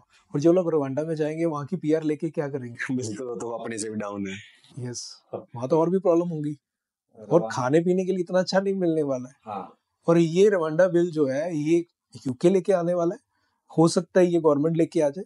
उसके बाद ऑस्ट्रेलिया इसके बारे में सोच रहा है, जिसके बारे में बात होनी शुरू हो गई है, और फ्यूचर में इस पे यूएस भी काम कर सकता है। मतलब वो किसी अदर कंट्री को भी कर सकते हैं टारगेट कि भैया हम यहाँ पर अपने रेडी कर लेंगे सिस्टम और यहाँ पर रखेंगे हम लोग। यस, ऐसा हो सकता है। जो कंट्रीज में एक्सपेंस कम है, जिस कंट्री में लोग रह सकते हैं वहां पे जाके, और क्योंकि वो तो पहले ये कह रहे हैं कि हमें हमें अपने देश में खतरा है, तो उनके पास तो कोई ऑप्शन नहीं है कि अब वो कहे कि नहीं जी मुझे तो खतरा तो है लेकिन मुझे रहना यूके में ही है। तो ऐसा कोई ऑप्शन नहीं हो सकता ना। हाँ वो तो भैया आपको तो सुरक्षित रहना है। सुरक्षित रहना है तो उसकी सेफ्टी की रिस्पॉन्सिबिलिटी यूके ले रहा है। हाँ, ये तो नहीं कि यूके में ही रहोगे आप सेफ, हम आपको वहां सेफ रखेंगे और वहां कूद दो आप फिर। उनकी गवर्नमेंट के साथ टाई अप हो चुका है और बहुत सारा पैसा उन्होंने ऑलरेडी पे कर दिया उनको। अच्छा, कनाडा जैसे कि मैंने सुना कि कोई असाइलम के लिए जाता है तो कनाडा उसको कुछ पे करता है कुछ टाइम के लिए। ये एक फैसिलिटी ऑलमोस्ट जितनी भी असाइलम प्रोवाइड करती है, और वो प्रोवाइड करती है फैसिलिटीज, ताकि उसका खर्च मिनिमम एक्सपेंस है या उसके साथ बच्चे गए हैं तो उनकी एजुकेशन हो गई, तो इन चीजों के लेके वो सोचते हैं। लेकिन ये देखो कि उन्होंने कितना अच्छा सोचते हैं, लेकिन उसका मिसयूज हुआ। देखो रियल में जो है उनका भी खत्म हो जाएगा। यस, उनका भी खत्म हो जाएगा। यही दिक्कत है कि आज मेरे को ट्रेवल करना कंट्री टू कंट्री, लेकिन ये लोग जो डोंकी मारते हैं, असाइलम लेते हैं या गलत डॉक्यूमेंट लगाते हैं, इनकी वजह से हम लोगों के लिए मुश्किल बढ़ गई। क्योंकि जो जेन्युइन ट्रैवलर है, आप व्लॉगिंग करते हो, आप अलग अलग कंट्रीज में जाते हो, आपका भी मन करेगा कि मैं कनाडा में भी व्लॉगिंग करूं, मैं यूरोप में भी व्लॉगिंग करूं, मैं यूके में भी करूं। लेकिन जब आप यूके में अप्लाई करने जाओगे तो उस टाइम एकदम सामने आएगा कि ये व्लॉगर जो है हरियाणा से है ना, तो ये पंजाब से व्लॉगर आ रहा है। तो मतलब इन चीजों का इफेक्ट तो वहां से होगा, उनको एक डाउट तो जाएगा कि ये लोग मूव ज्यादा होते हैं तो हम सोच के वीजा दें, कल को कहीं यहीं पे रुक जाएंगे तो फिर क्या होने वाला है। तो ये चीजें।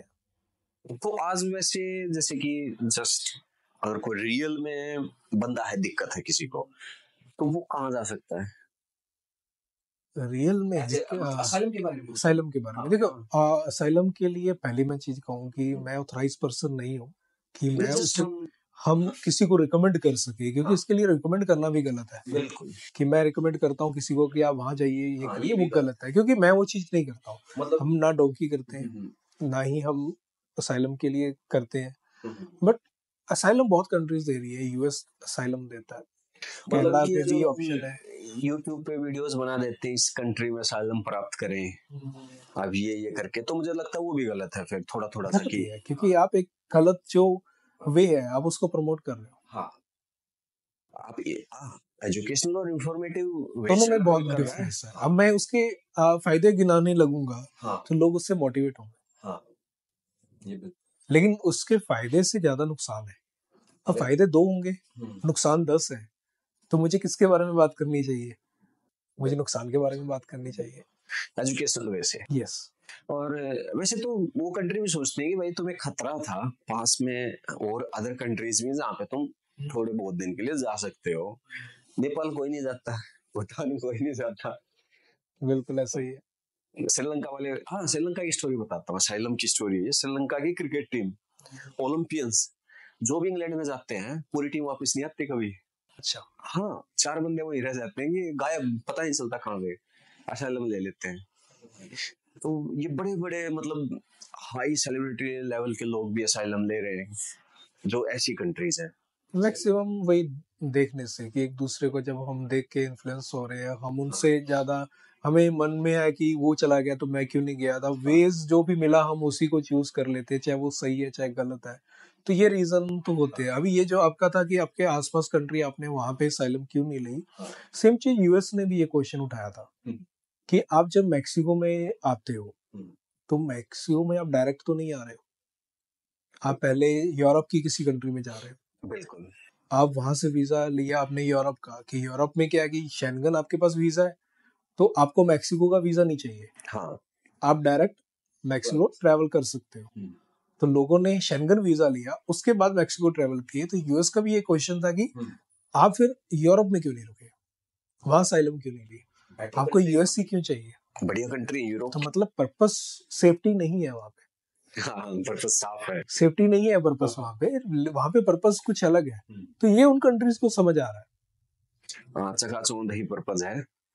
और बाकी तो जर्मनी है, फ्रांस है, स्पेन है जहाँ से वो होके जाते हैं, नीदरलैंड है, लेकिन वहां नहीं रुकते वो लोग, नहीं वहां नहीं रुकेंगे, उनको वो दूर वो बड़ी कंट्री दिखती है। बिल्कुल। ये बड़ी वो चीज हो गई। चलिए फिर मतलब ये है कि ठीक है उनका एक पर्पस होता है कि मान लीजिए हम कि हमें सेटल होना कहीं पे, लेकिन फिर वो आ भी नहीं सकते वापस।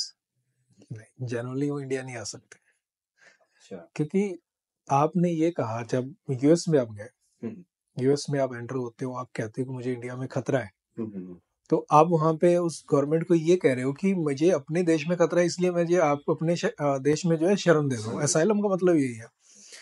तो जब आपको वहां पे ग्रीन कार्ड मिल गया, उन्होंने आपको रख लिया, आपको सब फैसिलिटीज दे दी, उसके बाद आप फिर इंडिया आ रहे हो घूमने के लिए या फैमिली को मिलने, तो तब खतरा क्यों नहीं है?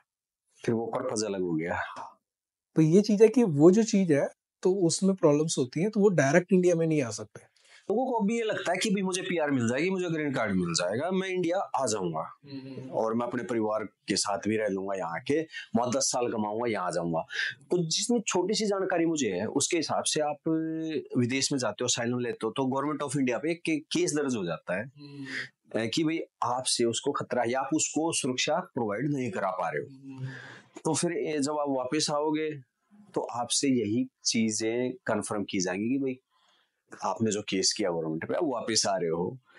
तो उनको शायद क्योंकि अभी तक ऐसा कुछ तो हुआ नहीं, क्योंकि वो लोग एक्चुअली इंटरनल इंफॉर्मेशन हमारे पास नहीं है। हाँ, लेकिन क्योंकि वो जब वहाँ पे केस उनका स्टार्ट होगा असाइलम का, तो यूएस गवर्नमेंट इंडियन गवर्नमेंट को कुछ उसके बारे में कहेगी या नहीं कहेगी, ये इंटरनल इंफॉर्मेशन मेरे पास नहीं है। मतलब इसके बारे में मैं राइट इंफॉर्मेशन नहीं दे पाऊंगा। बट हाँ इतना है कि वो डायरेक्ट इंडिया में आते हैं, तो जब वो स्टैंप लगेगी इंडिया में एंटर होने की और उसके बाद इंडिया से ही एग्जिट हो रहे हैं, तो जब वो यूएस में जाएंगे तो वहां पे उनके लिए प्रॉब्लम हो सकती है। हाँ, और मुझे ऐसा लगता है प्रॉब्लम दोनों तरफ हो सकती है। हो सकता है ये प्रॉब्लम हो सकती है, बट मैंने कहा कि मुझे इंडिया के बारे में नहीं नॉलेज है, तो मतलब हो सकता है यहाँ पे प्रॉब्लम है या नहीं, तो मैं एग्जैक्टली इंफॉर्मेशन नहीं दे पाऊंगा। थोड़ा सा मैंने रिसर्च किया था जिसके हिसाब से आप गवर्नमेंट ऑफ इंडिया को वहां पर गलत इमेज क्रिएट कर रहे हो। आप सीधी सी बात है भाई साहब कि ये एक तरीका है विदेश जाने का, और हमारी पासपोर्ट की वैल्यू भी डाउन होती जा रही है। यस, ये डाउन होने के रीजन इस तरीके से ही होते हैं। हाँ। वैसे पासपोर्ट का ये क्या सीन रहता है, मतलब ये एक तरीके की रैंक होती है। आप passportindex.com पे जाते हो तो आपको रैंक मिलती है कि कौन से पासपोर्ट की वैल्यू ज्यादा है। वैल्यू का मतलब कि कौन से देश के लोग दूसरी कंट्री में जाके वापस ज्यादा आते हैं। अच्छा, कि वहां के लोगों का पासपोर्ट है तो वो ज्यादा कंट्रीज के वीजा फ्री है उसके पास। अपने जैसे 60 तक हम visa on arrival 60 plus countries हैं जहाँ पे हमें वीजा नहीं रिक्वायर्ड है, हम फ्लाइट लेके जाएंगे तो वीजा ऑन अराइवल हमें मिल जाएगा। या फिर वीजा Yes, की yes. जरूरत ही नहीं है, यस या ई वीजा में या नहीं, ई वीजा को आप उसमें काउंट नहीं कर सकते, वो तो वीजा अप्लाई हो गया ना, मतलब visa free travel. Visa free. मतलब कि अगर ई वीजा की बात करें तो वो तो एक वो तो एक डिफरेंस हो गया, ऑस्ट्रेलिया के लिए भी तो ई वीजा चाहिए, हाँ हाँ, वियतनाम के वो लिए एक अलग वीजा चीज है। Yes yes. हाँ, तो ये गिनती 100 भी हो सकती थी। हाँ, ये ऐसे बढ़ सकती है। अभी इटली का जो पासपोर्ट है वर्ल्ड में सेकंड नंबर पे है, तो उनके तो इटली का, लगभग उनके 194, मतलब कहीं जाओ पासपोर्ट पे, मतलब 194 कंट्रीज में आप बिना वीजा के ट्रैवल कर सकते हो। और जापान का भी स्ट्रॉन्ग है। जापान का भी स्ट्रांग है, और आज की डेट में फर्स्ट नंबर पे दुबई का चल रहा है। दुबई का फर्स्ट यस, यूएई पासपोर्ट जो है वो दुनिया में नंबर 1 पे आ गया है, अच्छा, क्योंकि उनकी इकोनॉमी अलग तरीके से बूस्ट हुई है जो वो पहले लोग नहीं थी। मूव नहीं करते, वो मूव ही नहीं करते हैं, उनको जरूरत ही नहीं है उस चीज वहां लोग मूव करते की, हैं। वहां लोग मूव कर रहे हैं। तो इसलिए उनका पासपोर्ट जो है नंबर 1 पे आ गया, सेकंड पे इटली है, तो आई थिंक फोर्थ पे जिस कंट्रीज का नाम लोगों ने कम सुना है और लोग वहां पे जाना पसंद कम करते हैं, पुर्तगाल अच्छा, वर्ल्ड में 4th नंबर पे है। हाँ, मतलब उसको ज्यादा अभी लाइट नहीं मिली थी वो वाली कि स्टडी वीजा पे जाऊं जो लेकिन वर्ल्ड में 4th नंबर पे जा रहा है। जब आप कनाडा की बात करते हो तो कनाडा नीचे है, यूएस। यूएस भी नीचे है, ऑस्ट्रेलिया भी नीचे है, न्यूजीलैंड भी नीचे है। यूरोपियन कंट्रीज के पासपोर्ट ऊपर है ज्यादा। अच्छा, आपको पहले कंट्री पे यूएई मिल गया, उसके बाद आप सेकंड, थर्ड, फोर्थ, फिफ्थ तक जाएंगे तो आपको सब यूरोपियन मिलने वाले हैं। और फिर जापान। फिर उसके बाद जापान आई थिंक जापान जो सिंगापुर है ये थर्ड या फोर्थ पे आ जाता हम लोग जापान और हाँ, ये एशिया third में, कंट्रीज yes, स्ट्रॉन्गर हैं। है। स्ट्रॉन्गर है जापान का, बहुत वैल्यू, बहुत टाइम तक ये फर्स्ट नंबर पे रहा है जापान। और अगर लोग ना जाएं ऐसे तो हम भी फर्स्ट नंबर पे आ जाएंगे कभी। आ जाएंगे, लेकिन उसके लिए अपॉर्चुनिटीज यहाँ पे इंडिया में आनी चाहिए, बहुत चीजें हैं। इमिग्रेशन का एक पहलू है ये कि आपके पास यहाँ मौका नहीं है, इसलिए आप वहां जाने को, दैट्स द पार्ट। यस, और या फिर कुछ और सिचुएशन होती है, वही आपने बताया इंस्टाग्राम की लाइमलाइट, बहुत चीजें हैं। पड़ोसी को देख लिया, यस, वो भी रीजन है। मम्मी वो गया तो मैं भी जाऊंगा। तो जरूरत भी है कईयों को, हर तरह का मतलब रीजन है उसके। मैंने तो ऐसे बच्चों को भी जाते देखा है जिनकी शरीर भी ढंग से काम नहीं करते, यहाँ जीवन भर काम नहीं किया, 20-25 साल ऐसे ही राजा की तरह बैठे, और जस्ट कि भाई जाना है, चाहे कुछ हो जाए, मुझे जाना है, इसलिए चले गए, और यहाँ बेटर लाइफ थी। ये सच्चाई है। बस वही आप वाली बात को मैं अब समझ रहा हूँ कि पड़ोसी निकला तो हाँ वो कैसे, तो मैं भी जाऊंगा, एक्साइटमेंट। एक ट्रेंड होता था। मैं एक बात करता हूँ, मेरी +2 जो थी 2004 में थी। अच्छा अच्छा, 2004 में मैंने +2 क्लियर किया। उस टाइम पे अब्रॉड का नाम नहीं होता था। 20 साल हो गए। यस, उस टाइम पे इतना नहीं था। लोग नाम लेते थे कि हाँ यूएस जा रहा है, कोई यूके जा रहा है, तो मतलब वो 2 नंबर में लोग जा रहे थे, डोंकी लगा रहे थे। भी होती थी, हाँ, लोग जाते थे उस टाइम पे भी। तो यही सुनने में आता था कि लोग इस तरीके से जाएंगे, तो घर वाले भी कहते थे कि नहीं, इस तरीके से तो भेजना ही नहीं, हम सोच ही नहीं रहे थे उस बारे में। तो स्टडी करते हुए हमारा फोकस किस चीज पे था? जॉब पे, कि हम किसी जॉब में जाएंगे, गवर्नमेंट जॉब में जाएंगे या प्राइवेट, हमारा फोकस उस तरफ था। लेकिन आज की डेट में आप स्कूल में जाके सर्वे करके देखो, हाँ उनका फोकस है कि डोंकी से आप +2 के बच्चे को पूछो कि कहाँ क्या करना है, आइल्स करेंगे, अब्रॉड जाएंगे, या डोंकी करेंगे, लगाएंगे, है ना, या फिर ये है कि पेरेंट्स ने वीजा अप्लाई किया हुआ है, हम उनके साथ चले जाएंगे। तो मतलब आज की डेट में फोकस टोटली चेंज हो चुका है। तो ये बात कुछ एरियाज के बारे में, हरियाणा पंजाब हो गया, गुजरात का कुछ पार्ट हो गया, उत्तराखंड का कुछ पार्ट हो गया, और महाराष्ट्र में भी ये चीज है। लेकिन उस पार्ट में लोग पढ़ने के लिए जा रहे हैं, तो वो सिर्फ पढ़ने के लिए जा रहे हैं। उनका पर्पस है कि सही एजुकेशन एक लेना, उसके बाद अपने को सेटलमेंट वहां पे करना। पहले ना जैसे स्कूल में जाते थे तो हम बड़े प्राइड से बोलते थे कि 30% डॉक्टर्स इंडियन हैं, 40% नासा में इंडियंस हैं, और अदर इंजीनियर्स हैं वो भी 30-35% के आसपास हैं। अब हम बोल सकते हैं कि डोंकी में भी हम सबसे आगे है बिल्कुल। अभी लास्ट वीक की रिपोर्ट है, जर्मनी में एक ब्लू कार्ड वीजा होता है, blue card visa, last week की रिपोर्ट है। अभी उसमें जो उनके पास number of blue card apply हुए हैं जॉब बेस पे, उसमें से 22% इंडियन है। पूरे वर्ल्ड में से हमने 200 कंट्रीज में से अकेला इंडिया 20% अकेला, और चाइना इससे बहुत पीछे था, 6 से 7% था उनमें। एक समय था जब चाइना भी ऐसे ही निकलता था बाहर, बहुत ऐसे ही निकलता। चाइना टाउन है लगभग हर कंट्री में, अब इंडिया टाउन हो जाएंगे। यस है, ऑलरेडी है, Indian markets yes are- already है। अभी 7-8 मिलियन लोग तो अपने अमेरिका में हो गए, यस वो सेटल है वहां पे। यस। तो अब आप मुझे ये बताइए कि कहाँ पर लोग सेटल हो सकते हैं, क्या मतलब बेस्ट कंट्रीज कौन सी हो सकती हैं अगर किसी को सेटल भी होना है? पॉइंट ऑफ व्यू हर बंदे का। क्यों? किसी का पर्पस पैसा कमाना है, हाँ, किसी पर्सन के पास कोई डिफरेंट स्किल्स है। अब हर पर्सन का उसके अकॉर्डिंग पॉइंट ऑफ व्यू हो सकता है। अभी मैं कहता हूँ कि यूएस बेस्ट है, लेकिन कुछ लोगों के लिए यूएस बेस्ट नहीं हो सकता। अभी किसी को बिजनेस करना है, यदि वो यूएस में जाके बिजनेस करेगा तो उसे हाई टैक्सेस पे करने हैं, वो कभी भी यूएस को चूज नहीं करेगा। वो ऐसी कंट्रीज ढूंढेगा जहाँ पे टैक्सेस कम है।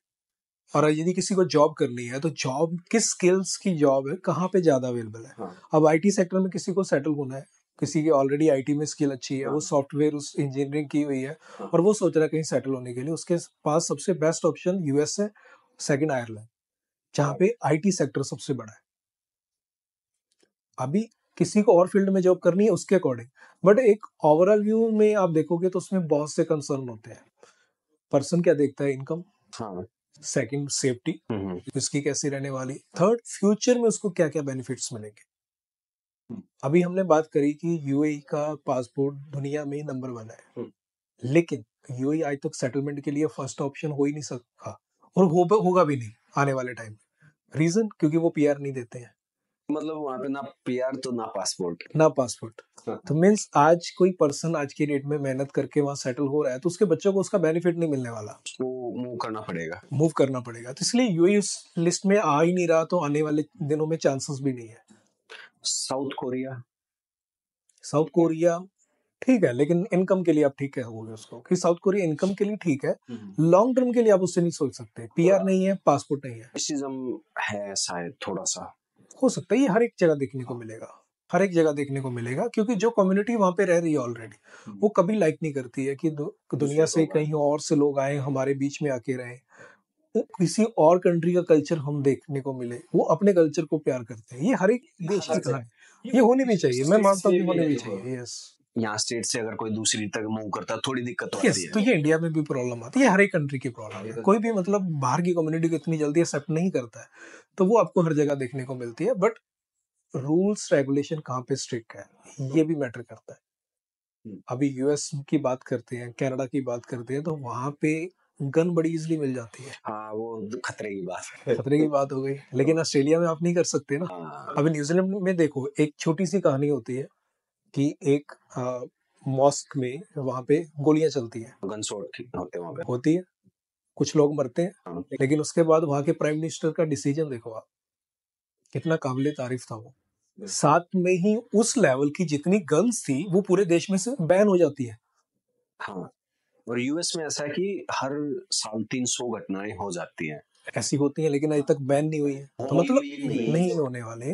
तो मतलब न्यूजीलैंड ने देखो उस पे एक्शन लिया, और उसके बाद क्या हुआ कि मोस्ट ऑफ कंट्री से लोगों ने अपने जो उनकी अपनी एसेट थे वो बेचने स्टार्ट करके मूव होना की प्लानिंग कर ली न्यूजीलैंड की में, तरफ। कि हम यहाँ नहीं रहने वाले, हम न्यूजीलैंड में जाएंगे। क्यों? क्योंकि सेफ्टी कंसर्न है वहां का पहला। अब क्या होता है कि जब बंदे के पास पैसा नहीं है, उसकी फर्स्ट प्रायोरिटी होती है पैसा। जब उसके पास पैसा आता है, फिर उसकी फर्स्ट प्रायोरिटी हो जाती है उसकी सेफ्टी। ठीक है, अब जब सेफ्टी भी है, पैसा भी है, थर्ड उसके पास प्रायोरिटी होगी उसके आने वाली बच्चे, जिनकी उनकी लाइफ कैसे बनेगी। तो सेटलमेंट इसी पे डिपेंड करती है कि बंदा किस तरीके से सेटलमेंट देगा। मतलब कोई सेफ सिक्योर अच्छी अर्निंग और भाई आगे आके आप यहाँ पर घर बना सको, बच्चे वगैरह हो सके, उनको स्कूल में आने वाले टाइम में कुछ बेनिफिट्स मिल सके। बट आने वाले टाइम में जो सबसे ऊपर जाने वाले हैं वो यूरोपियन पार्ट जाने वाले यूरोपियन, अभी वो अंडररेटेड है। हैं। यस, अंडररेटेड है, बट आने वाला टाइम अब यूरोप का है कि जहाँ पे लोग सेटलमेंट होना ज्यादा लाइक करेंगे ड्यू टू उनकी पॉलिसीज। क्योंकि वो हेल्थ को लेके बहुत अच्छे रूल्स बनाते हैं, वो सेफ्टी को लेके काफी कंसर्न है, फैसिलिटीज बहुत हैं, फिर पीआर अपॉर्चुनिटीज है, सेटलमेंट के ऑप्शन है, बिजनेस के लिए बहुत बढ़िया है यूरोप। तो मतलब आने वाले टाइम के लिए एक लाइमलाइट में जा एक चीज और है आजकल ब्राजील की, ये मैं आपके साथ शेयर कर रहा हूँ। ब्राजील में अगर कोई लड़की से शादी करता है तो यूरो वहां तो 2 साल में पीआर मिलती है, पोर्तुगल में जो टीआर कार्ड मिलता है, यस यस वहां इतने टाइम में पासपोर्ट मिल जाता है। यस, ये है। आप शादी की बात कर रहे हो, हाँ, आपने शादी नहीं भी की है, आपने बिजनेस स्टार्ट कर दिया, अच्छा, तब भी आपको 2 साल के अंदर पासपोर्ट मिल जाए। सेम। सेम प्रोसेस है ब्राजील में। और ब्राजील के पासपोर्ट पे आप शेंगन और यूके वीजा फिर फ्री ट्रैवल कर सकते हैं, आपको वीजा नहीं चाहिए। हाँ, पूरा मैंने देखा था, पूरा शेंगन ही वीजा फ्री है। यूके भी साथ, हाँ, और यूएस का मिल जाता लगभग। वहां से मिल ही जाता है। जिसके बाद ब्राजील पासपोर्ट है उसको यूएस भी वीजा देगा, उसको कनाडा भी वीजा देगा, ऑस्ट्रेलिया भी देगा। वीजा रिक्वायरमेंट है, वीजा के लिए मना नहीं है, वीजा मिलेगा। वो तो मिल जाता है इजीली। बेटर अप्रोच है, बेटर सिचुएशंस हैं यस, कि वो लोग क्यों वीजा दें, वो हमसे एक अलग सोच है उनका। हाँ, तो जैसे कि आप तो काफी टाइम से काम कर रहे हो, कितना टाइम हो गया आपको? मैंने ये 2015 में इस बिजनेस में स्टार्ट किया। 9 साल हो गए। 9 साल हो गए। अभी आने वाले हैं 9 साल या हो चुके हैं? नहीं, 9 साल हो चुके हैं। जनवरी में, हाँ। 25 जनवरी में अच्छा, 10 साल हो जाएंगे। तो आप 10वीं सालगिरह मनाओगे अभी? ये सब 10 कुछ स्पेशल करना आपको। ठीक है, हम आपस में दोबारा बैठ जाएंगे उस दिन। एक दशक हो गया पूरा। Yes, yes. एक दशक इस चीज में। अच्छा, कोई आइडिया, मतलब ऐसा आप लिखते हो कि भाई इतने रिकॉर्ड रखते हो, इतने लोग हमारी सर्विस का फायदा उठा चुके नहीं, हैं? ऐसा रिकॉर्ड नहीं, क्योंकि जब भी बंदा बिजनेस स्टार्ट करता है या कुछ भी है, उस टाइम वो रिकॉर्ड्स में इतना नहीं फंसता है, वो अपने ही स्ट्रगल में होता है और सब चीजों में होता है। लेकिन एक टाइम आता है कि जब आपके पास चीजों का रिकॉर्ड होने स्टार्ट हो जाते हैं। अभी लाइक कुछ सालों से हमारे पास सीआरएम अपना चल रहा है जिसपे हमारे रिकॉर्ड्स रहते हैं, तो उससे कुछ आइडियाज मिलते हैं। लेकिन पुराना सारा रिकॉर्ड रखना मुश्किल होता है, लेकिन नंबर्स काफी ज्यादा हो जाते हैं उसमें। हाँ, ये तो है। और आपके पास मैंने देखा स्टाफ भी काफी है। हाँ, क्योंकि हम सर्विस इन हाउस देते हैं। हाँ। हमारे पास जो फाइल आएगी, हाँ। उसका काम हमारे ऑफिस में ही होने वाला है, कहीं बाहर नहीं जाना पड़ेगा। क्योंकि मैंने तो इतना स्टाफ नहीं देखा है। मैं तो ये मानता था एक बंदा बैठा, एक बाहर बैठ गया, एक अंदर बैठ गया, वो एक काम करते हैं। नहीं, लेकिन जब आपको लोग प्यार करते हैं, हाँ। लोग आप पर ट्रस्ट करते हैं और आपको सर्विस का मौका देते हैं, तो फिर उनको सर्विस देने के लिए आपको मैन पावर चाहिए। देखो, 10 साल में आपने 30-35 लोगों को लगातार रोजगार भी दिया है, आपने लोगों को अपॉर्चुनिटी भी दी बाहर जाने की, और मैं उम्मीद करता हूँ कि हम फिर मिलेंगे और फिर मिलकर कुछ कंट्रीज का भी बता देंगे। यस, तो इसमें काफी चीजें हैं जो लोगों के काम आ सकती है, कि फाइलिंग कैसे तैयार होती है, ये काफी क्वेश्चन रहता है उनका ना, और डॉक्यूमेंट रिक्वायरमेंट। अब बहुत अवेयरनेस भी है, होनी चाहिए लोगों के और आप बीच खुद में। भी घूमे और ट्रैवल किया है, कुछ स्टोरीज आपकी भी होंगी। बहुत ट्रैवल तो अभी बहुत हो गया, अभी 24 में भी हमने ट्रैवल काफी कर लिया है। हाँ। तो ये एक शौक का भी पार्ट है, चलो, कि मतलब अच्छा लगता है ट्रैवल कौन सी करना। कंट्री अभी आप घूम के आए थे? अभी मैं रिसेंट यूरोप में, और उससे पहले यूके। अच्छा, तो मतलब आप तो लगातार करोगे ट्रैवल, आपका तो चलता ही रहेगा। ये चलता ही रहेगा। तो मैं तो बस यही है कि अब आपसे मिलते रहेंगे, कोई ना कोई स्टोरी आपसे निकाल ही लेंगे।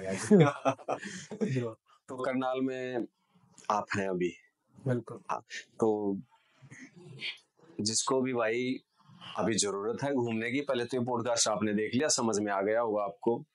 बाकी ना समझ में आए, कुछ सर्विसेज आपको चाहिए, तो जितेंद्र जी हैं, यहाँ आए, ब्लू बर्ड ट्राइबो, और मैं तो इनसे सर्विस लेता हूँ। आगे आप भी आए, सेवाओं का लुत्फ उठाएं, पैसे खराब करने की जरूरत नहीं है, और जो अदर इंफॉर्मेशन है वो आपको यहाँ आकर मिल जाएंगी। थोड़ा थोड़ा पॉडकास्ट भी देखते रहें, चैनल को भी सब्सक्राइब कर लें। तो जितेंद्र जी, बहुत बहुत थैंक्स आपका हमारे साथ समय बिताने के लिए आज। थैंक यू, आपका बहुत बहुत थैंक यू कि आपने टाइम निकाला। आप हमारे परम मित्र हैं। बिल्कुल। ठीक है जी, ओके, धन्यवाद। सत श्री अकाल। सत श्री अकाल।